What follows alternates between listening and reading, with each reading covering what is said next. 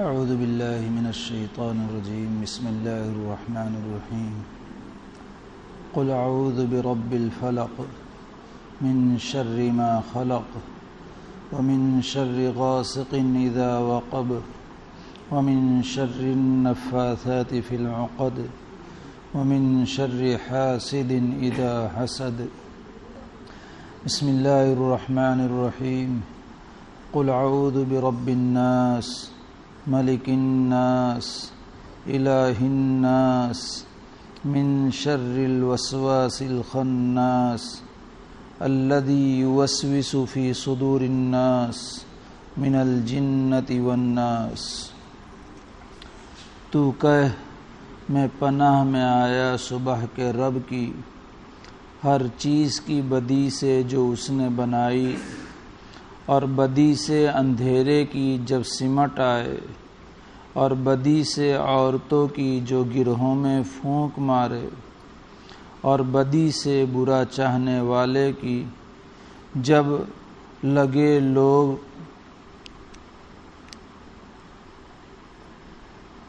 لگے ٹوک لگانے۔ تو کہہ میں پناہ میں آیا لوگوں کے رب کی، لوگوں کے بادشاہ کی، لوگوں کے معبود کی، بدی سے اس کی جو پھسلائے اور چھپ جائے، وہ جو خیال ڈالتا ہے لوگوں کے دل میں، جنوں میں اور آدمیوں میں۔ گزشتہ اس دونوں صورتوں کے متعلق بات آئی تھی، اس کے شان نزول کے متعلق کہ یہ کس واقعے میں نازل ہوئی، اور اس کے فضائل اور اہمیت کے متعلق، جس میں سے تھوڑا حصہ باقی رہ گیا تھا۔ وہ یہ کہ جب نبی اکرم صلی اللہ علیہ وسلم نے جن چیزوں میں سوئی چبھوئی گئی تھی اور گرہیں لگائی گئی تھی، اور جہاں پر یہ چیزیں پھونک مار کر منتر پڑھ کر کے لبید ابن عاصم نے بیر زروان میں رکھی تھی، اس کو نکلوایا، اور حضرت جبرائیل علیہ السلام یہ دونوں صورتیں لے کر کے آئے، اور ایک ایک آیت پڑھتے گئے، گراہ کھلتی گئی، سوئی نکالتے گئے، کہ آپ صلی اللہ علیہ وسلم گویا کہ بالکل چاق و چوبند ہو گئے، نشاط میں اور چستی میں آ گئے، اس طرح کے گویا کہ بندھن سے آپ کو کھول دیا گیا۔ اور پھر آپ صلی اللہ علیہ وسلم نے وہ کنواں بند کروا دیا تھا، پاٹ کروا دیا تھا، تاکہ آئندہ اس طرح کی کوئی حرکت نہ ہو۔ اس موقع پر یہ جو لبید ابن عاصم تھا، وہ یہودی تھا، منافق تھا، آپ کی مجلسوں میں آتا تھا، لیکن آپ صلی اللہ علیہ وسلم نے اس کو دیکھ کر کبھی اپنے چہرے کے اوپر کوئی اثر بھی نہ لیا۔ یہ آپ کے اخلاق کا عالم تھا، اور یہ روایت ابن کثیر علیہ الرحمہ نے اپنی تفسیر میں نقل کی ہے۔ عائشہ رضی اللہ تعالی عنہا نے نبی اکرم صلی اللہ علیہ وسلم سے عرض بھی کیا، اے اللہ کے رسول صلی اللہ علیہ وسلم، لوگوں کو آپ بتا دیتے جس کی وجہ سے اس کا خاتمہ ہو جاتا۔ تو آپ صلی اللہ علیہ وسلم نے منع فرمایا کہ شفانی اللہ، کہ اللہ نے مجھے شفا دے دی، اب لوگوں کو بتانے سے فتنہ ہو اور فتنے میں لوگ مبتلا ہو، اس کی کیا ضرورت ہے؟ یہ بھی آپ صلی اللہ علیہ وسلم نے اس موقع پر فرمایا تھا۔ تو لہذا دشمن سے بھی آپ نے بدلہ نہیں لیا،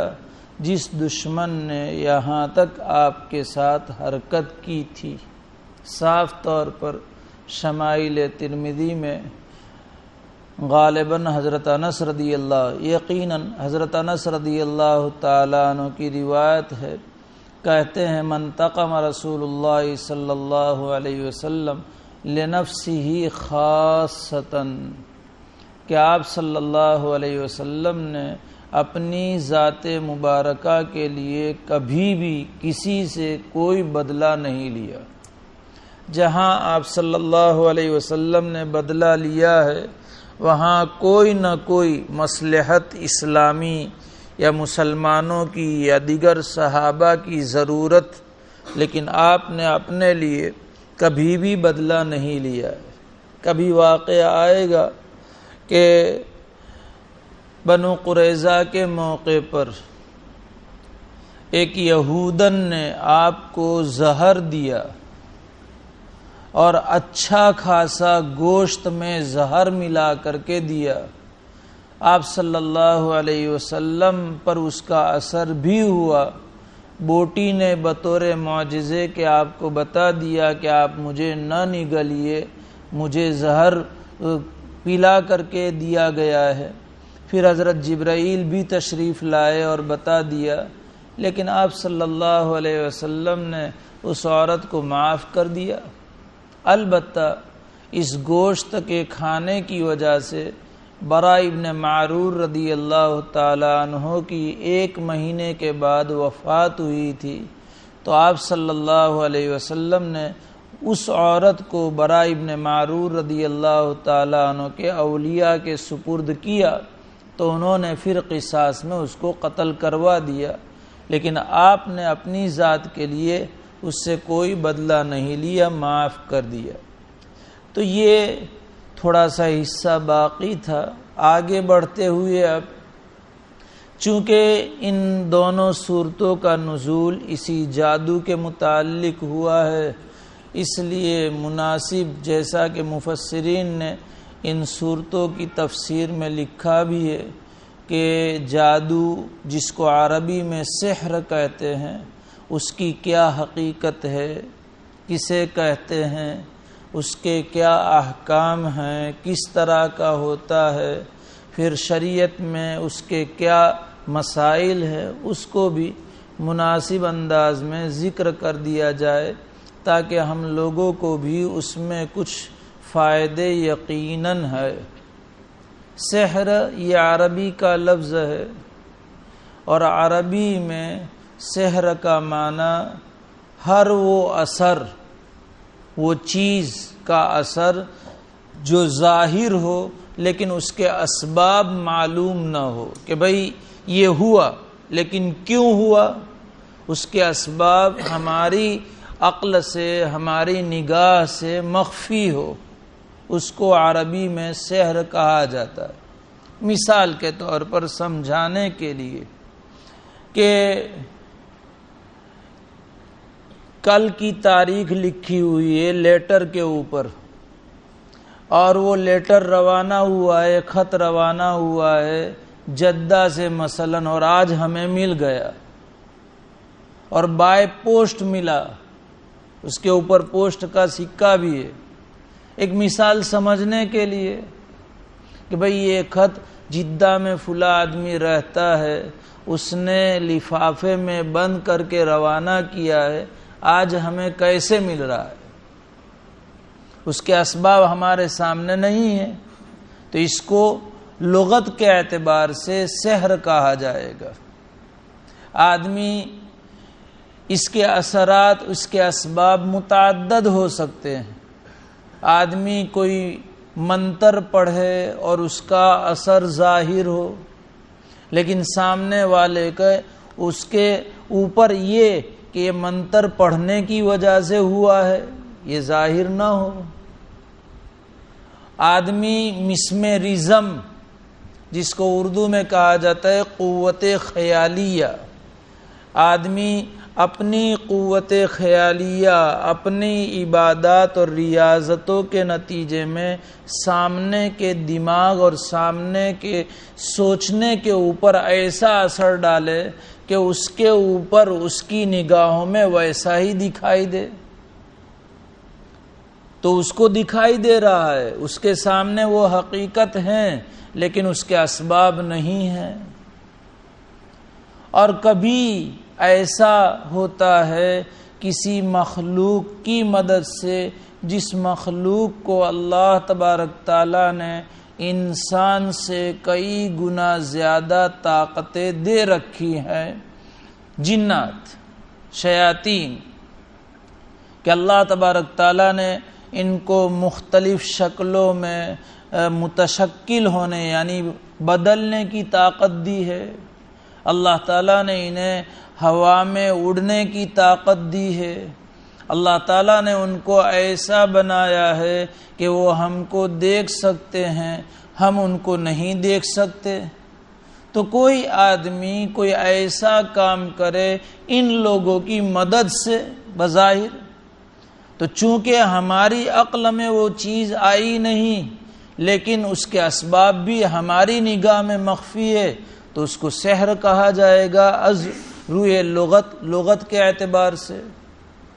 تو سحر کی حقیقت کوئی ایسی چیز ظاہر ہو، اثر پیدا ہو کہ جس کے اسباب انسان کی ظاہری نگاہوں میں نہ ہو، اس کو لغت کے اعتبار سے سحر کہا جاتا ہے۔ اور اصطلاح میں یعنی شریعت کی پریبھاشا میں، شریعت کی اصطلاح میں سحر کہتے ہیں کہ انسان کوئی ایسی چیز کرے جس میں شیاطین کی یا جنات کی مدد لی گئی ہو، اور شیاطین اور جنات کی مدد لے کر کے کوئی ایسا کام کرے جو شریعت کے خلاف ہو۔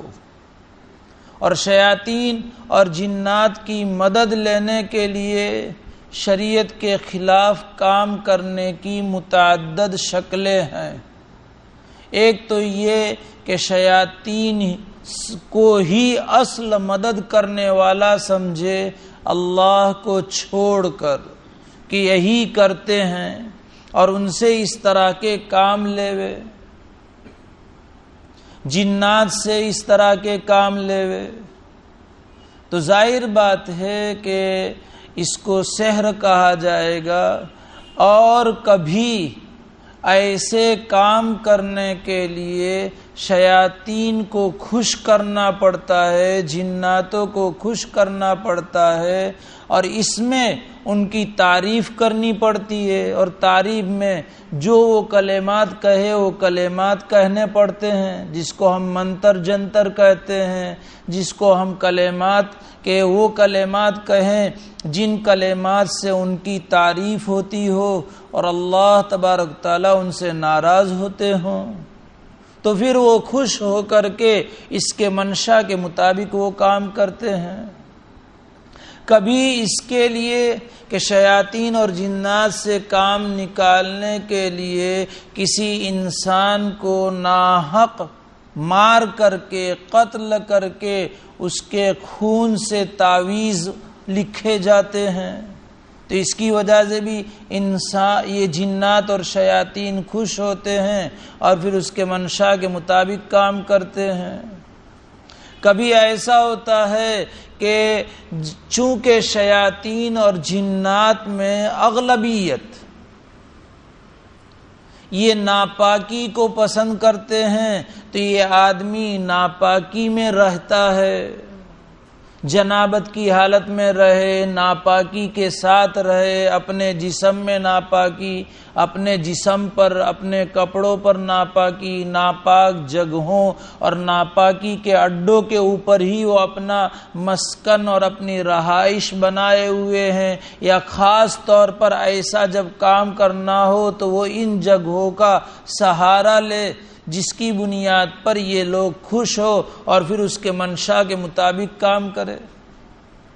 تو یہ ہے سحر کی حقیقت کہ جس میں یہ سارے کام کرنے پڑتے ہیں۔ شریعت کی اصطلاح میں ایسے کاموں کے کرنے کو سحر اور جادو کہا جاتا ہے۔ متعدد قسمیں ہیں۔ امام راغب اصفہانی علیہ الرحمہ نے اپنی کتاب مفردات القرآن میں جہاں یہ کلمہ آیا ہے پہلے پارے میں حضرت سلیمان علیہ السلام کا اور شہر بابل میں 2 فرشتے ہاروت اور ماروت کے قصہ آیا ہے، وہاں پر امام راغب اصفہانی علیہ الرحمہ نے نقل کیا کہ سحر کے یعنی جادو کے متعدد اقسام ہیں۔ بعض اقسام ایسے ہوتے ہیں کہ جس میں صرف مسمرزم اور قوت خیالیہ کو متاثر کر دیا جاتا ہے، اور ایسا ہوتا ہے۔ یہ بعض آپ نے دیکھا ہوگا، بعض جوگیوں کو، بعض ان کے پنڈتوں اور بعض ان کے مندروں میں رہنے والے کے عبادتیں اور ریاضتیں ایسی کڑی کڑی کرتے ہیں کہ جس کی بنیاد پر، اور یہ اعمال صالحہ کے ساتھ خاص نہیں ہے، وہ ایک ملکہ اللہ کی طرف سے اسباب کے درجے میں ہوتا ہے۔ تو اس صورت میں اللہ تبارک تعالیٰ کی طرف سے ان مشکلات کے کرنے کی وجہ سے ان کو وہ طاقت ملتی ہے جس کی وجہ سے وہ سامنے کے ذہن کے اوپر اثر ڈالتے ہیں۔ حقیقت کچھ بھی نہیں ہوتی، لیکن سامنے والے کے ذہن پر اس کا اثر پڑتا ہے کہ مجھے ایسا ہی دکھ رہا ہے۔ جیسے ہم لوگوں کے یہاں مثل مشہور ہے کہ پیلیا ہو تو سب پیلا ہی دکھائی دے، حقیقت میں پیلا نہیں ہوتا ہے، لیکن چونکہ اس کی آنکھوں میں پیلیا، اس کے جسم میں پیلیا ہو گیا ہے، جونڈس ہو گیا ہے، تو اس کو ہر چیز پیلی نظر آئے گی۔ تو یہ آدمی اپنی طاقت کی بنیاد پر اس کی قوت خیالیہ پر اثر ڈالتا ہے، حقیقت کچھ نہیں ہوتی، لیکن اس کو محسوس ہو رہا ہے کہ فلاں مجھے مار رہا ہے، حالانکہ مار نہیں پڑ رہی ہے، کہ فلاں مجھے سوئی چبھ رہا ہے، حالانکہ سوئی چبھ نہیں رہی، لیکن اس کی قوت خیالیہ متاثر ہوتی ہے۔ جو واقعہ میں نے آپ حضرات کے سامنے نبی اکرم صلی اللہ علیہ وسلم کا ذکر کیا تھا، اس میں کیا تھا؟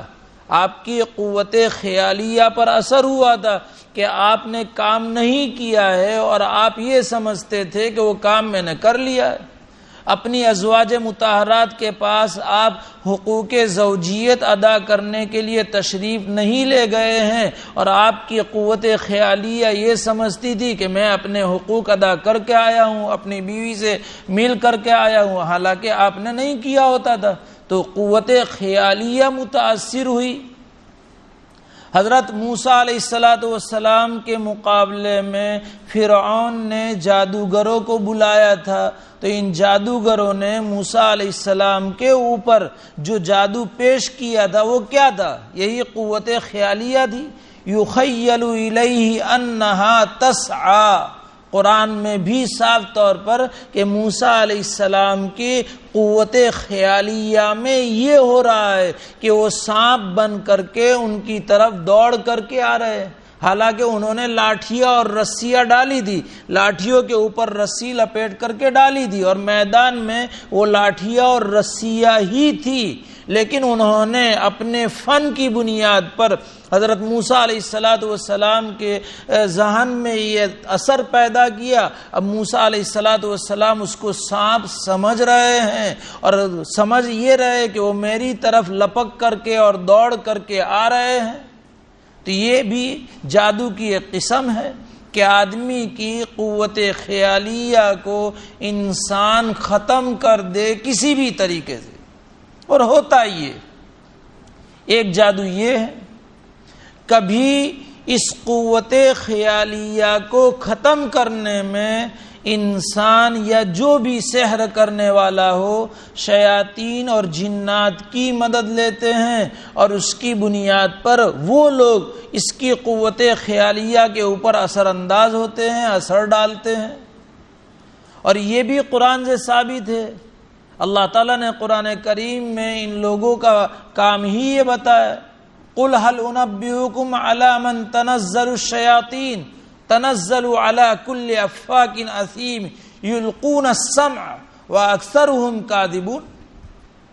کیا فرما دیجئے، کیا میں تم کو بتاؤں کہ یہ شیاطین کیسے لوگوں کے پاس آتے ہیں؟ یہ جھوٹوں کے پاس اور گنہگاروں کے پاس آتے ہیں۔ تنزل علی کل افاک اثیم۔ اور اس سے ایک بڑا سبق ملتا ہے کہ گناہوں کی وجہ سے شیاطین کا تسلط ہوتا ہے۔ انسان کے اوپر گناہوں کی وجہ سے شیاطین کا تسلط اور غلبہ ہوتا ہے، شیاطین ان کی طرف لپکتے، اس لیے کہ الجنس یمیل الی جنسی، کبوتر با کبوتر، باز با باز، کہ کبوتر کبوتر کی طرف لپکتا ہے اور چڑیا چڑیا کی طرف لپکتی ہے، انسان اپنے جنس کی طرف لپکتا ہے، جیسے انسان کی طبیعت ہے۔ حضرت علی رضی اللہ تعالیٰ عنہ کا واقعہ مشہور ہے۔ حضرت علی رضی اللہ تعالیٰ عنہ نے حضرت عثمان رضی اللہ تعالیٰ عنہ کی شہادت کے بعد، حضرت عثمان رضی اللہ تعالیٰ عنہ کے دور خلافت تک مدینہ دارالخلافہ تھا، لیکن حضرت علی رضی اللہ تعالیٰ عنہ نے اس کو بدل دیا اور خلیفہ بننے کے بعد کوفہ کو اپنا دارالخلافہ بنایا۔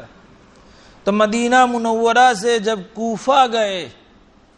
حضرت علی رضی اللہ تعالیٰ عنہ نے کوفہ جا کر جو سب سے پہلا خطبہ دیا، اس خطبے میں جہاں اور باتیں ارشاد فرمائی، وہاں یہ بھی ارشاد فرمایا کہ یہاں کے لوگوں میں اچھے کون ہیں اس کو بھی میں نے پہچان لیا، اور برے کون ہیں اس کو بھی میں نے پہچان لیا۔ سارے تعجب میں کہ ابھی آئے ہیں اور آنے کے ساتھ پہلا خطبہ دیا ہے، لوگوں سے کسی طرح کی کوئی واقفیت نہیں ہے، اور حضرت علی صاف طور پر خطبے میں یہ کہہ رہے ہیں کہ یہاں کے اچھے اور برے سب لوگوں کو میں نے پہچان لیا۔ لوگوں کو تعجب ہوا، تو پوچھا کہ بھئی آخر کس طرح؟ تو کہا کہ میں جن لوگوں کے ساتھ یہاں کوفہ میں آیا ہوں اس میں اچھے بھی ہیں اور برے بھی ہیں۔ اچھے جن کی طرف مائل ہوئے میں نے سمجھ لیا کہ یہ اچھے ہیں، اور میرے ساتھ آنے والوں میں برے لوگ بھی ہیں، برے جن کی طرف مائل ہوئے میں سمجھ گیا کہ یہ برے ہیں۔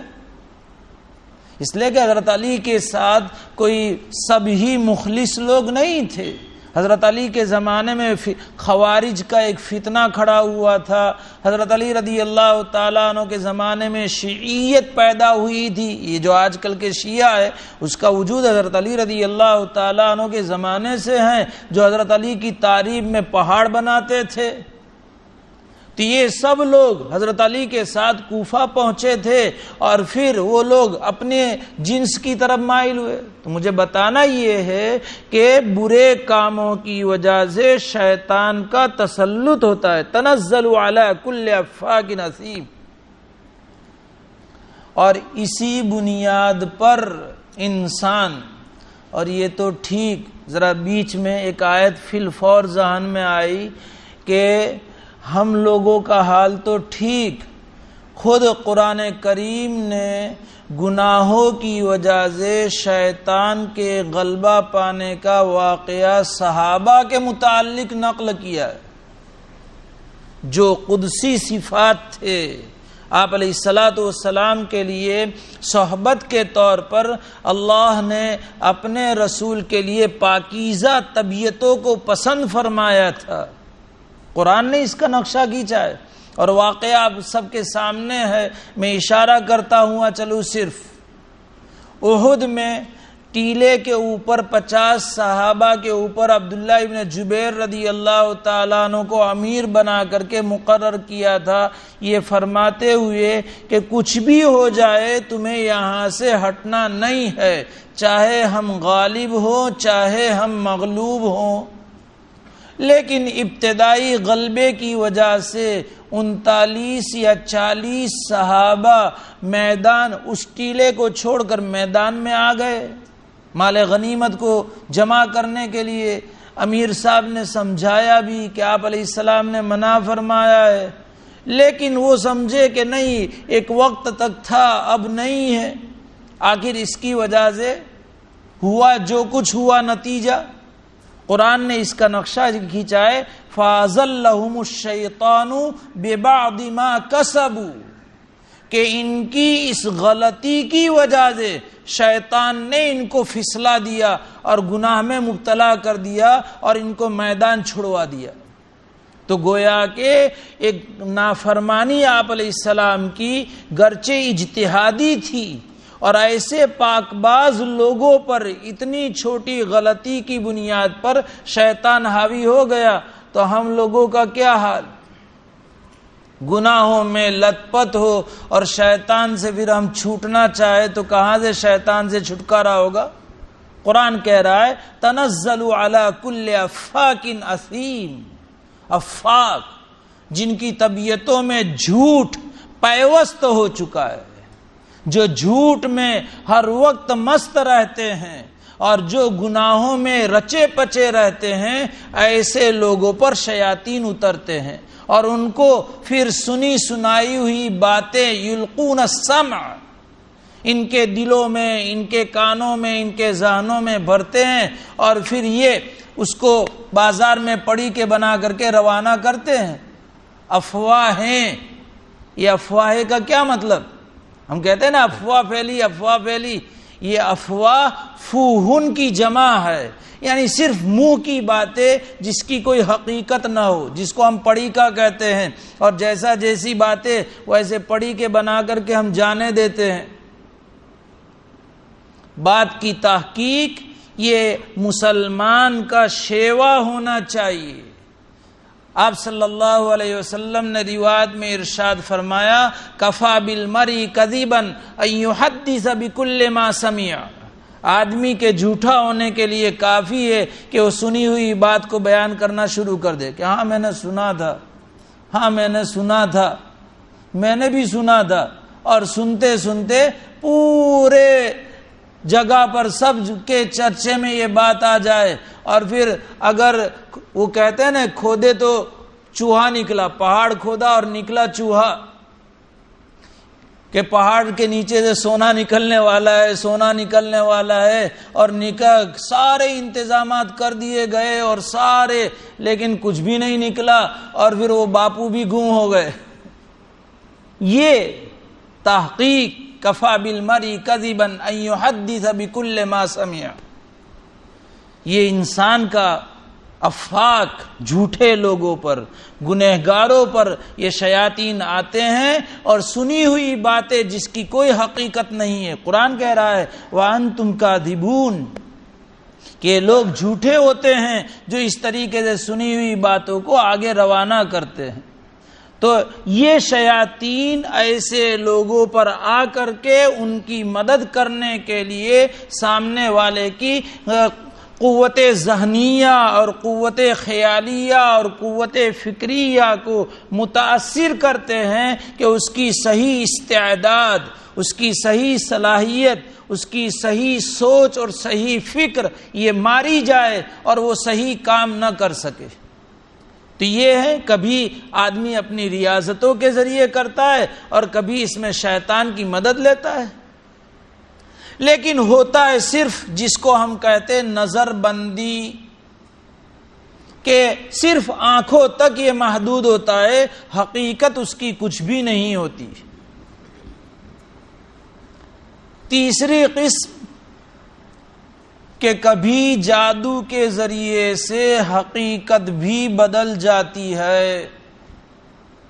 مثلا انسان ہے، ایک سمجھانے کے لیے کہہ رہا ہوں حقیقت بدلنے کا، کہ کسی نے جادو کیا اور جانور بن گیا، جانور تھا اور کوئی شکل بن گئی، کوئی چیز تھی سونا تھا اور جادو کے ذریعے سے اس کو پتھر بنا دیا گیا، تو حقیقت پوری کے پوری بدل جاتی ہے۔ یہ بھی جادو کے اقسام میں سے ہیں اور یہ ممکن ہے، اور علماء نے اہل سنت والجماعت کا عقیدہ بھی یہی ہے کہ جادو کے ذریعے سے حقیقت بدل سکتی ہے، اور اس کے اوپر دلیل موطا مالک میں امام مالک علیہ الرحمہ نے حضرت قعقاع ابن عمرو رضی اللہ تعالیٰ عنہ کی ایک روایت نقل کی ہے، حضرت کعب احبار رحمۃ اللہ علیہ کا واقعہ۔ میں نے گزشتہ بھی آپ سے بتایا تھا کہ اس فن میں آج بھی اور پرانے زمانے سے یہود بڑے ماہر، فن سحر میں، جادو میں، اور حضرت کعب احبار رضی اللہ رحمۃ اللہ علیہ یہ بھی یہودیوں کے بڑے علماء میں سے تھے، اور حضرت عمر رضی اللہ تعالیٰ عنہ کے زمانے میں اسلام لا چکے تھے، تو یہودیوں کو ان کے اسلام قبول کرنے کی وجہ سے ان پر بڑا ہی حسد تھا۔ اس لیے حضرت کعب احبار رحمۃ اللہ علیہ فرماتے ہیں، امام مالک نے ان کی روایت نقل کی، لولا کلمات اقولہن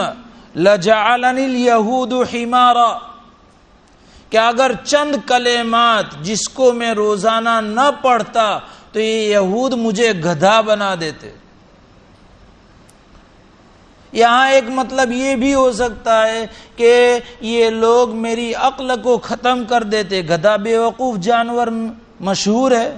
تو یہ بھی مطلب ہے۔ لیکن علماء نے کہا کہ یہ دوسرے نمبر کا مطلب ہے، پہلے نمبر کا مطلب کہ واقعتاً مجھے انسانی شکل سے گدھے کی شکل میں تبدیل کر دیتے، یہ حقیقی معنی ہے اس کا۔ تو اس سے استدلال کرتے ہوئے علماء نے کہا کہ جادو کے ذریعے سے کسی بھی چیز کی جس کے اوپر جادو کیا جائے حقیقت بدل سکتی ہے۔ آپ نے دیکھا ہوگا کہ کبھی جادو کے ذریعے ہرا بھرا درخت ہے فوراً سوکھ جاتا ہے، گر جاتا ہے،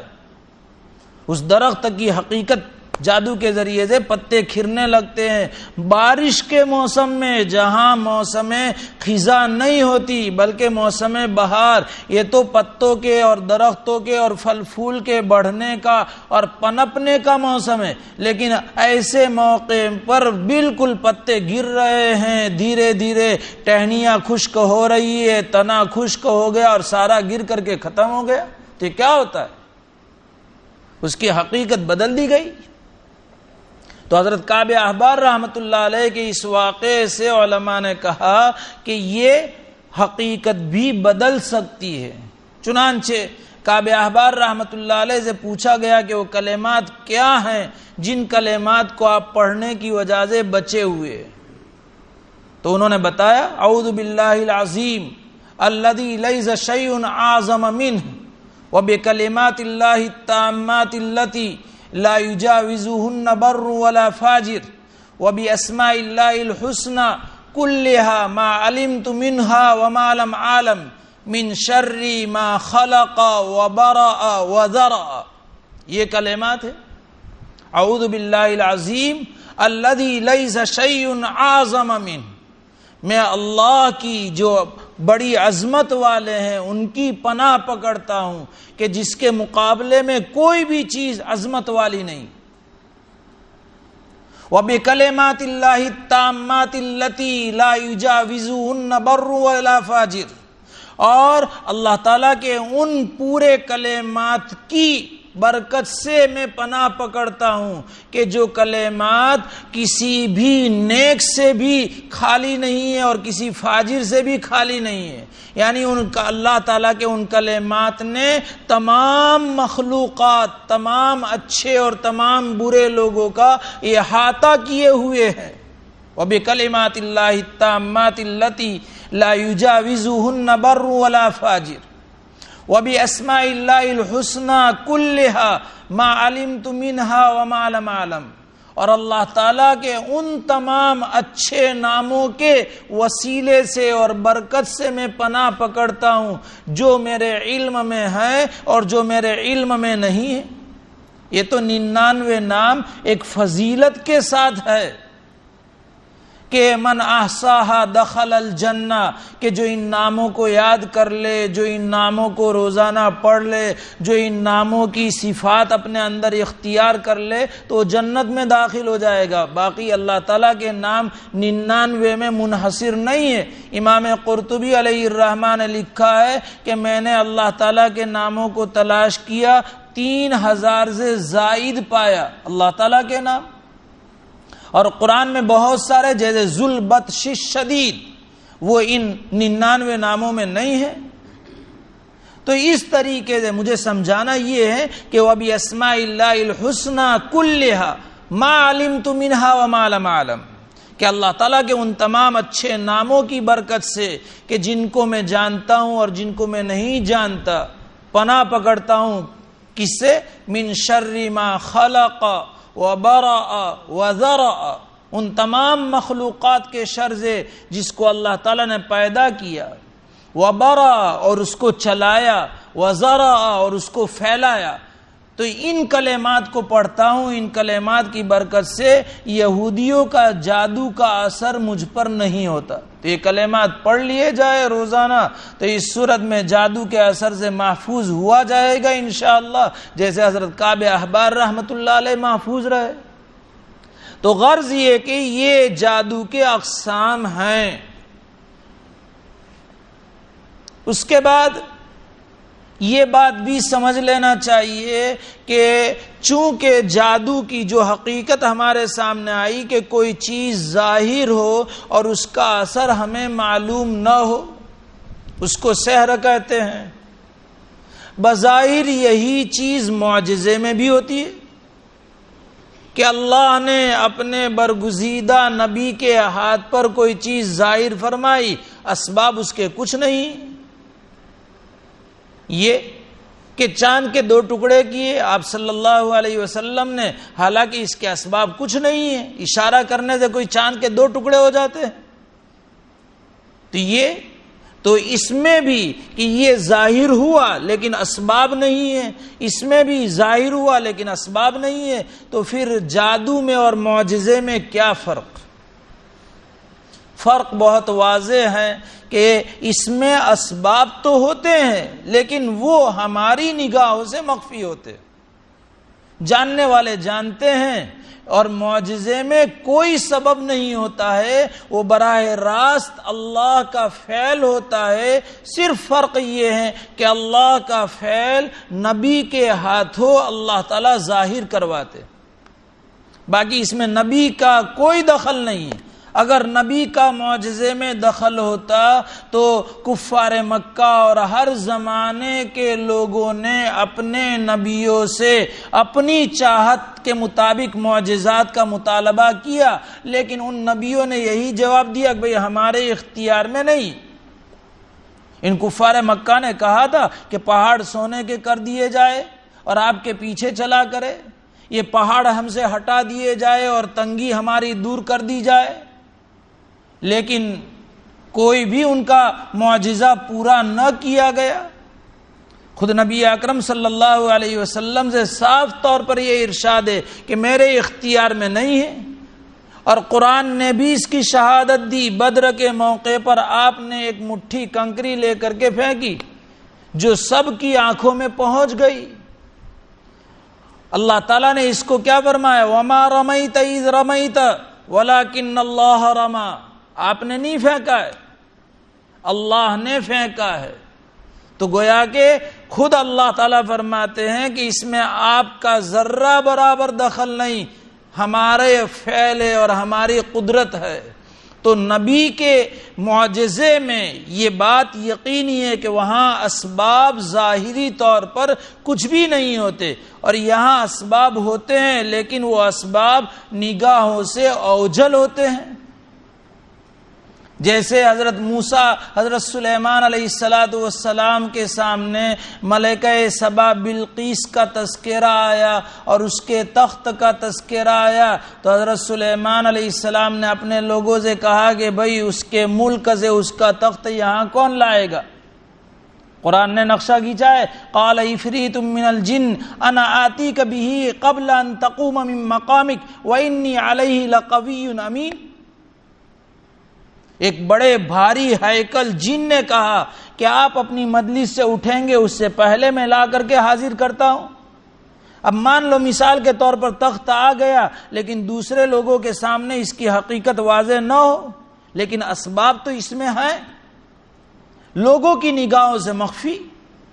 لیکن آصف ابن بلخیہ جو حضرت سلیمان علیہ السلام کے خاص مشیر تھے اور جن کے پاس اسم اعظم کا علم تھا، قال الذی عنده علم من الکتاب انا آتیک بہ قبل انا آتیک بہ کیا ہے قبل ان ترتد الیک طرفک، کہ آپ کی پلک جھپکنے سے پہلے ہی میں آپ کے پاس لا کر کے حاضر کرتا ہوں۔ چنانچہ حضرت سلیمان علیہ السلام کی آنکھ بند کر کے آنکھ کھلے، اتنے میں انہوں نے اس میں اعظم پڑھا اور حضرت سلیمان کے سامنے تخت آ گیا۔ نکروا لہا عرش عظیم، نکروا لہا کہ انہوں حضرت سلیمان کی درخواست کے اوپر تخت میں تھوڑی سی تبدیلی کر دی۔ خیر، مجھے بتانا کیا ہے کہ سحر یعنی جادو میں گرچہ لوگوں کے سامنے اس کے اسباب نہیں ہوتے، لیکن اسباب کا دخل ہے، اور معجزے میں اسباب کا دخل نہیں۔ ایک تو فرق یہ۔ دوسرا فرق کہ اللہ تعالی معجزے کو انہی لوگوں پر ظاہر کرتے ہیں جو نبوت کا دعویٰ کرے، اور نبی نبوت کے دعوے میں وہ سچے بھی ہوں تو اللہ تعالیٰ معجزہ ظاہر کرتے ہیں۔ جھوٹے آدمی کے ہاتھ پر اللہ تعالیٰ معجزہ ظاہر بھی نہیں کر، اگر اس نے نبی ہونے کا دعویٰ کیا تو نبوت کے دعوے میں اگر وہ جھوٹا ہے تو اس سے کوئی بھی ایسا کام نہیں ہوگا کہ جو خلاف عادت ہو۔ یہ اللہ تعالیٰ کا دستور، ہر زمانے کے متنبی یعنی جنہوں نے جھوٹا نبوت کا دعویٰ کیا، ہر ایک کے ساتھ اللہ تعالیٰ کا یہی دستور رہا ہے کہ نبوت کے جھوٹے دعوے کے ساتھ اللہ تعالیٰ انہیں کوئی ایسا اختیار نہیں دیتے جس کی وجہ سے وہ لوگوں کو مسحور کر سکے، لوگوں کو اپنے شکنجے میں لے سکے۔ تو اس سے بھی صاف طور پر واضح ہو جائے گا کہ یہ نبی ہیں، سچے ہیں، ان کے ہاتھ پر معجزہ ظاہر ہوا، اور یہ جھوٹا ہے، ان کے ہاتھ پر معجزہ ظاہر نہیں ہوا ہے۔ اور اس کے بعد نمبر یہ ہے کہ اس طرح جادو کا اثر انبیاء علیہم الصلاۃ والتسلیم پر ہو سکتا ہے۔ نبی اکرم صلی اللہ علیہ وسلم پر ہوا، اس لیے کہ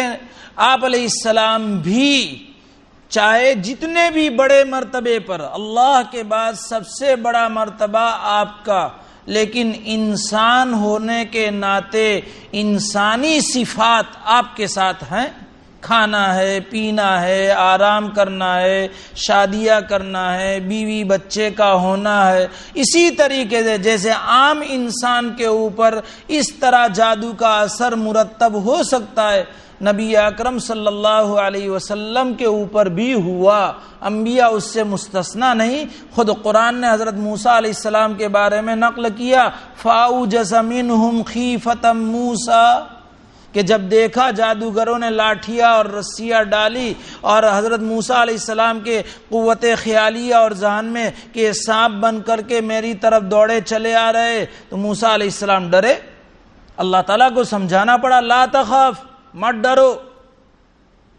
لہذا اس سے بھی کیا معلوم ہوا کہ نبی پر اثر ہو سکتا ہے، نبی اس سے مستثنا نہیں ہے۔ لہذا جب بات یہ ہے تو ذرا درمیان میں رک کر کے عام لوگوں کے خیال میں یہ ہوتا ہے کہ بزرگوں کے اوپر بھی حالات، بزرگوں کے اوپر بھی جادو، تو کیا بزرگ کوئی آسمان سے ٹپکے ہیں کہ ان کے اوپر جادو نہ ہو اور ان کے اوپر اس طرح کے اثرات مرتب نہ ہو؟ یہ عام متن لوگوں کی یہ ذہنیت ہے، یار اتنا پڑھنے پڑھانے کا نہیں، اتنا ان کے معمولات نہیں، اتنے یہ نہیں، اتنے یہ نہیں، ان پر بھی کوئی جادو ہوتا ہوگا؟ تو نبی سے بڑھ کر کوئی ہے؟ تو جب نبی اکرم صلی اللہ علیہ وسلم پر اثر مرتب ہو سکتا ہے تو پھر عام بزرگوں کے اوپر ہو تو اس میں ہمیں اپنی ذہنیت کو صاف کرنا چاہیے۔ خیر، اس جادو کے احکام کیا ہیں؟ میں نے آپ کے سامنے جادو کی جو حقیقت پیش کی اس میں سراسر یہ تھا کہ اس میں شیطان کی اور جناتوں کی مدد ہے، اور ایسے طور پر کہ جس سے اللہ ناراض ہوتے ہیں، اور بعض حالات میں ان کی تعریف کر کے اللہ کو ناراض کرنا، ان سے مدد لینا اللہ سے مدد لینے کے اعتقاد کے خلاف، یہ صریح کفر ہے۔ اس لیے کہ اللہ ہی سے مدد لی جائے گی، اللہ کے علاوہ کوئی مدد۔ ایاک نعبد و ایاک نستعین میں ہم نے کیا پڑھا ہے؟ تیری ہی عبادت کرتے ہیں اور تجھ ہی سے ہم مدد مانگتے ہیں، مدد چاہتے ہیں، تو یہی اللہ ہی سے مدد۔ اس کے علاوہ غیر سے نہیں. وہاں میں نے پورا مسئلہ سمجھایا تھا کہ ہمارے اسباب کے طور پر مدد لینا یہ اس کے منافی نہیں ہے، دوا دارو وغیرہ. لیکن سمجھانا تو یہ کفر جب ٹھہرا، چاہے کفر ہو چاہے گناہ، یہ جادو کا سیکھنا اور سکھانا دونوں حرام ہے.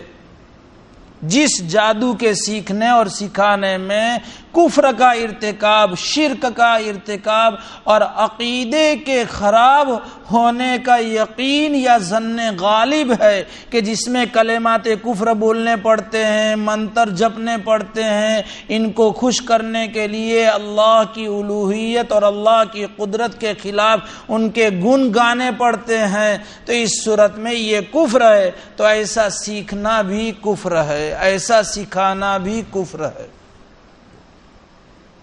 البتہ علماء نے ایک شکل میں تھوڑی سی گنجائش نکالی ہے کہ مسلمانوں سے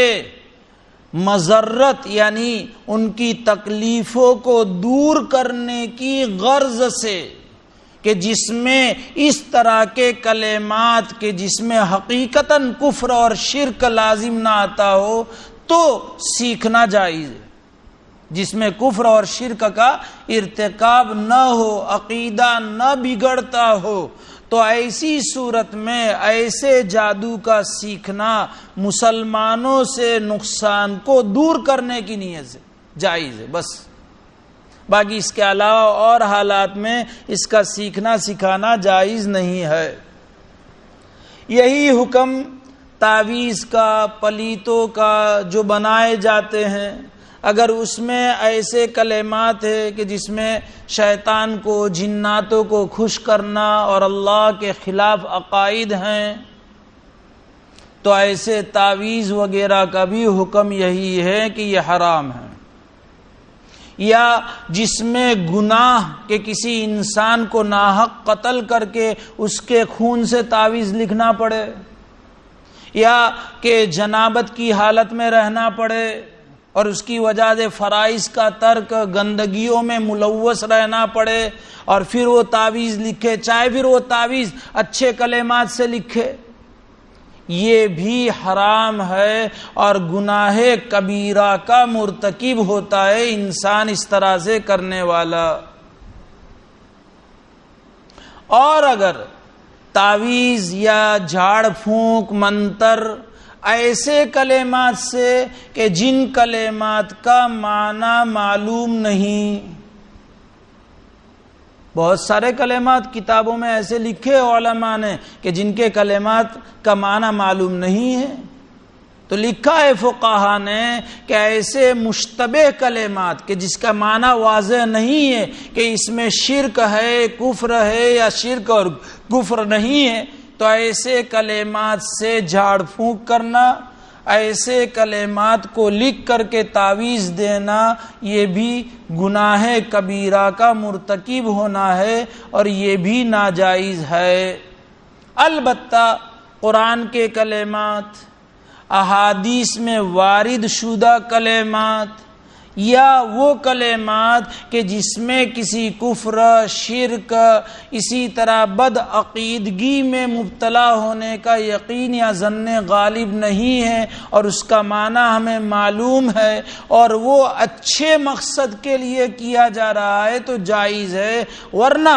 اگر قرآن کے کلمات یا حدیث پاک کے کلمات برے مقصد کے لیے کیا جائے تو یہ بھی ناجائز ہے. میاں بیوی میں تفریق کروانے کے لیے تو ظاہر بات ہے کہ میاں بیوی میں تفریق یعنی جدائیگی، یہ کوئی اچھا مقصد نہیں ہے. باپ بیٹے کو جدا کرنے کے لیے عورتیں آتی ہے، یہ تو ماوڑی ہو جائے، یعنی ماں کیج مانتا ہے،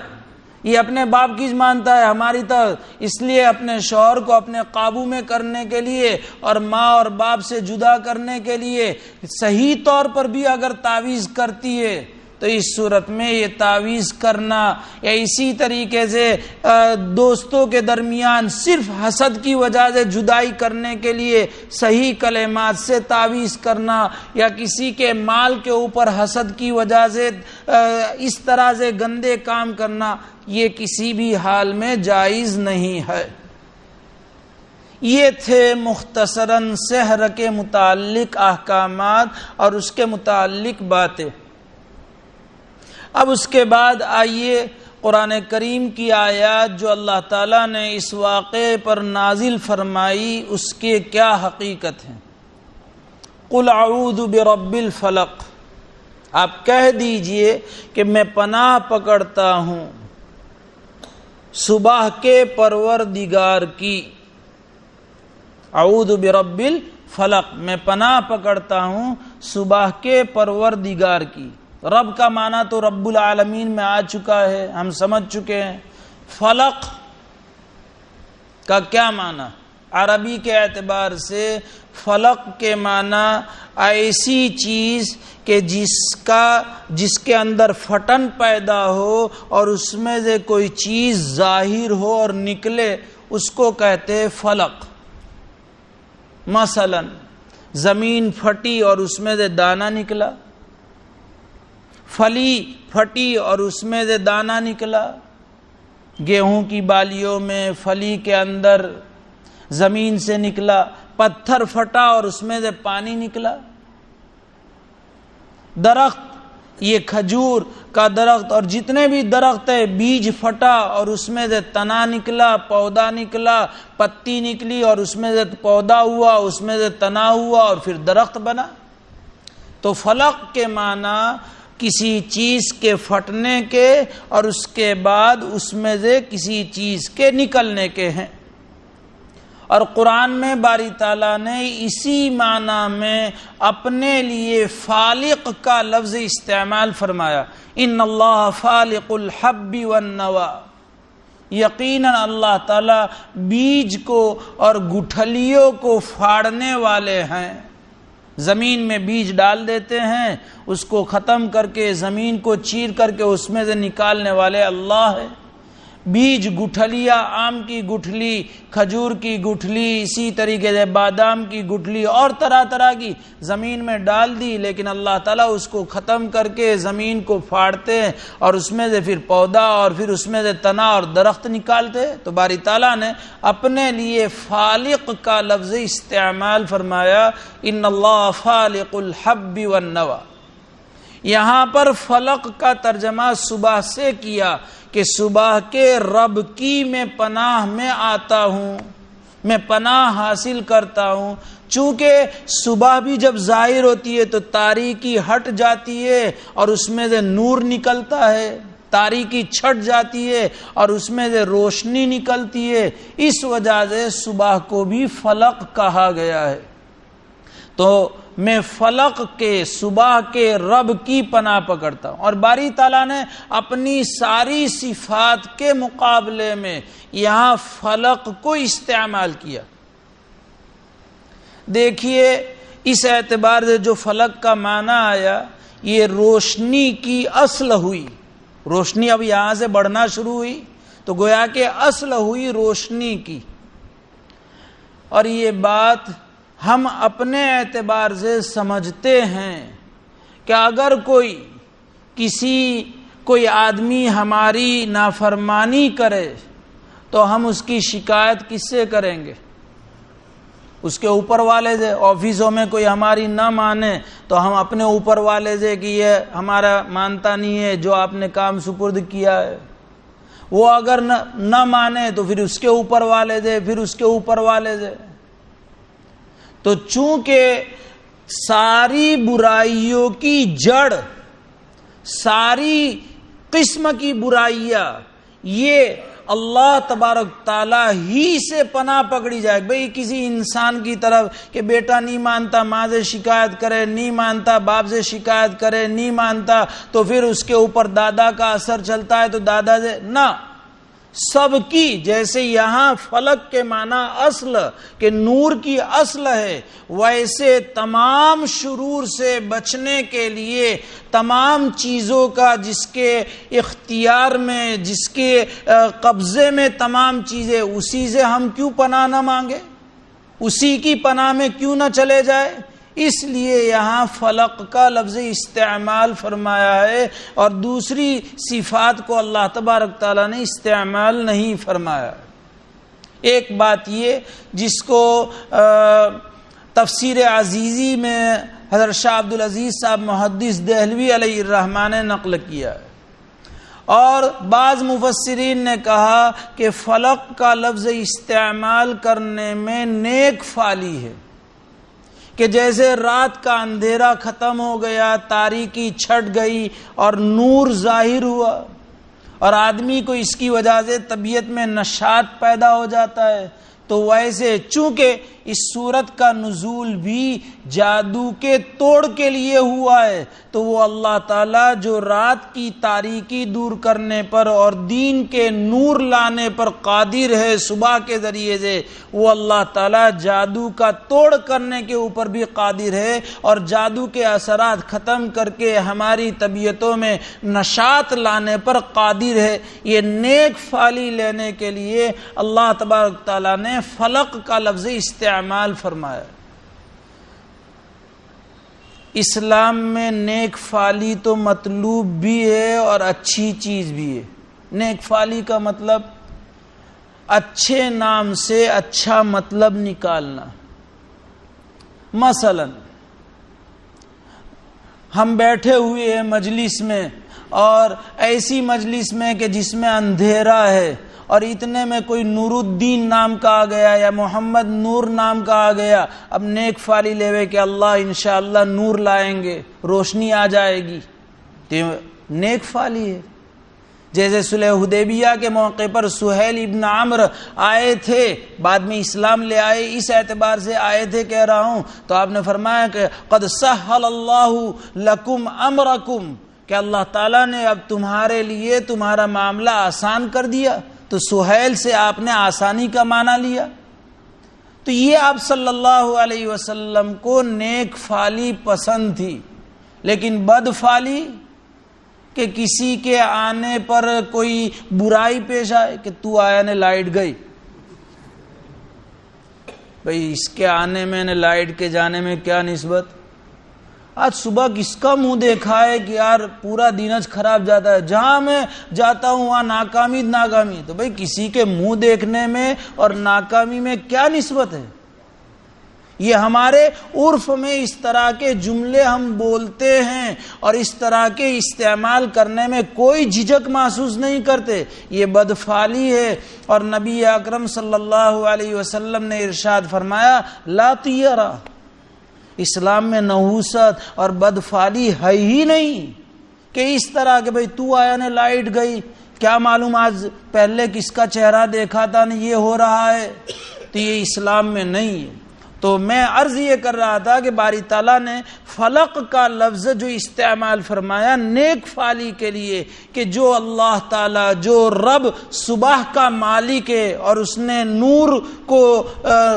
جس کے قبضے میں ظلمت دور کر کے نور لے آیا، وہ جادو کے اثرات کو ختم کر کے اب انسان کو نشاط میں چستی میں لائے گا۔ یہ نیک فالی کے لیے اللہ تعالیٰ نے فلق کا لفظ استعمال فرمایا۔ تو آپ کہہ دیجئے کہ میں صبح کے رب کی پناہ میں آتا ہوں، من شر ما خلق، تمام مخلوقات کے شر سے۔ مخلوقات کی کتنی قسمیں ہیں، کون کون سی قسمیں ہیں، انشاءاللہ مزید آئندہ چلیں گے، چونکہ وقت پورا ہو گیا ہے اس لیے آئندہ انشاءاللہ چلیں گے۔ اللہ تعالیٰ ان صورتوں کے برکات سے ہم سب کو اور سارے عالم کے مسلمانوں کو مالا مال فرمائے، اخلاص کے ساتھ اللہ تعالیٰ اس سلسلے کو جاری فرمائے، اللہ تعالیٰ کہنے سننے کو قبول فرمائے، میرے لیے آپ سب حضرات کے لیے اقوام عالم کے لیے اسے ہدایت کا، نجات کا، امن کا ذریعہ بنائے، فتنوں سے حفاظت فرمائے، آمین۔ سبحان اللہ و بحمدہ، سبحانک اللہم و بحمدک، نشہد ان لا الہ الا انت، نستغفرک و نتوب الیک۔